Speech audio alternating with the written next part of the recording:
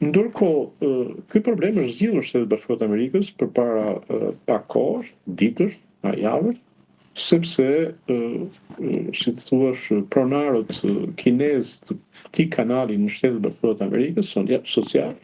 si të thuash, ja kaluan pronarëve të tjerë dhe nuk janë më ata, po janë pronar amerikan dhe siç thonë mediat ndërkombëtare, dhe njëri prej këtyre pronarëve është dhe mik apo i pëlqyer edhe nga presidenti, që s'ka një rol kjo, por do të them u zgjidh problemi. Edhe Shqipëria në këtë moment tani sigurisht bën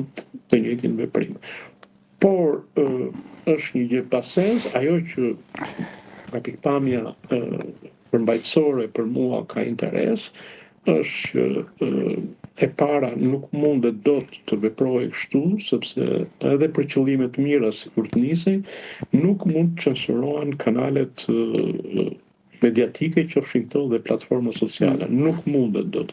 Nuk mundet dot në këtë mënyrë me një vendim administrativ të hiqet e drejta për të komunikuar lirisht e qytetarit, qofshin këta dhe adoleshentë dhe fëmijë. Kjo është e rëndë. Domethënë,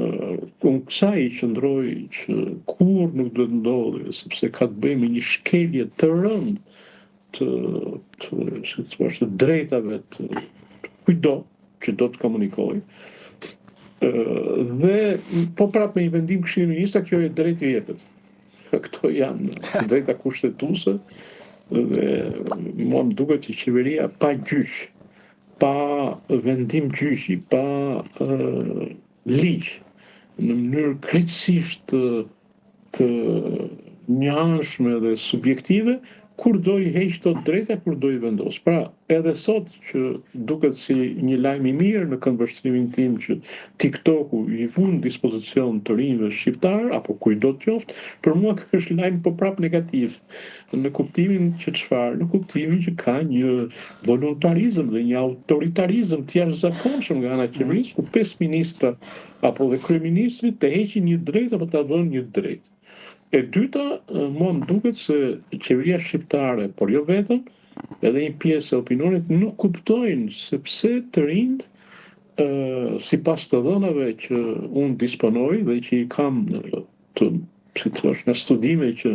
në kuadrin e departamentit të gazetarisë dhe të komunikimit bëhen, kemi të dhëna pafund që tregojnë se TikToku është ndofta i dyti mbas Instagramit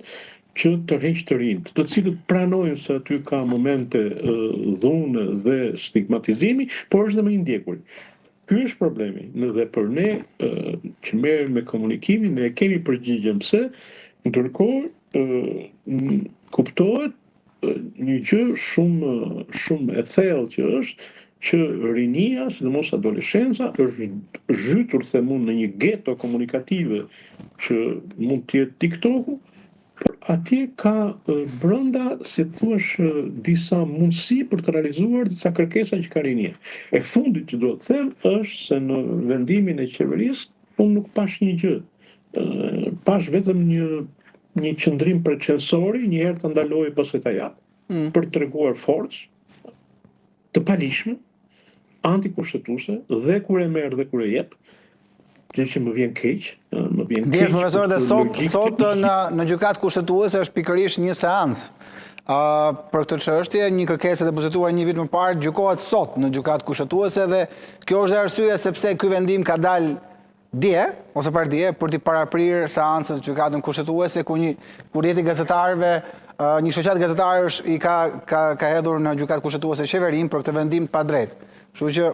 është në njëjtën linjë, pra qeveria është tërhequr për mos u përballur në gjykatë kushtetuese. Unë nuk e di, e besoj këtë, por është trishtuese kjo që më thoni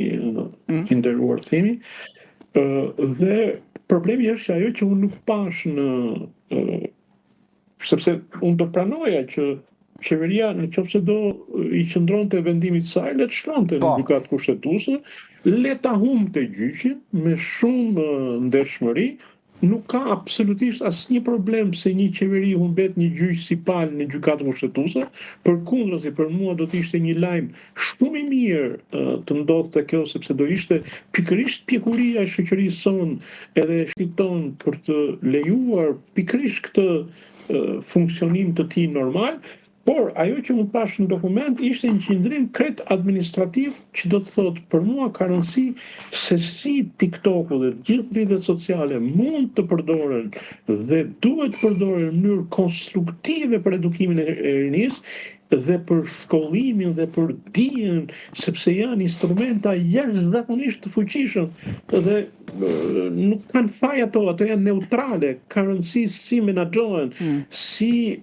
futet përmbajtja, ku e tërheq rinin me çfarë, sepse përndryshe teknika është neutrale, nuk është një fenomen moral. Teknika po s'po hyj kësaj gjë, që do të thotë edhe në qoftë se kam edhe e mbarova një biçikletë, me atë biçikletë mund ta përdor, ta hedh nga balkoni dhe të godas një njeri poshtë, mund ta përdor për të bërë çikitë. Ose një Vespa. Aq, do me një Vespa, po.